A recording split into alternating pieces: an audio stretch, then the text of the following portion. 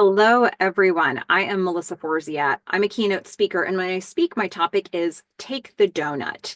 And from time to time, when I do a Take the Doughnut interview with somebody, I will jump on afterwards and share a little bit about what I was thinking during the interview. Today, I had an opportunity to speak with Gabriel Schillinger Hyman, who's a New York City-based jazz pianist. And one of the things that really jumped out at me during the course of our interview was Gabriel shared that he had been diagnosed with LDNOS when he was younger, learning disorder not otherwise specified. And something that forced him to do, and that sort of forced his support system to help him construct, was to really figure out exactly what he needed to think, process, and learn. And he got those tools when he was quite a bit younger. And so as an adult, he has been able to organize his life in such a way and organize his process for things in such a way that's actually really best suited for how he learns and how his brain works. And I'm sure, and he referenced this a little bit in the interview. I'm sure that didn't feel great to have that diagnosis when he was younger, especially as the conversation about how we learn has only evolved in more recent years.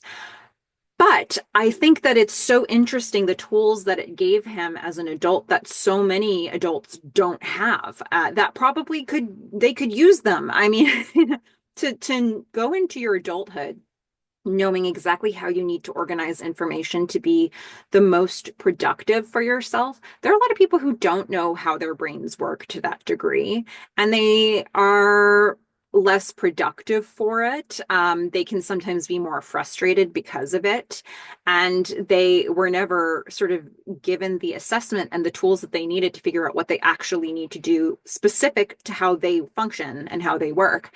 And to know that Gabriel got that at such an early age and now is armed with that going into the future is, to me, actually, it sounds like a strength that he has now. And so he was really able to articulate his process in a way that I think a lot of people don't have the language for. And I loved hearing about that. And I loved hearing about how it works in his brain and how it's impacted him and how he uses it now. So you never know if there's something that may have been considered a weakness, or, it happens a lot where there's something that we consider a weakness and then we work on it and it becomes a strength in a certain way, or we learn how to adapt and we learn how to make it our own. And to me, it sounds like that's happened for Gabriel and he's used it well.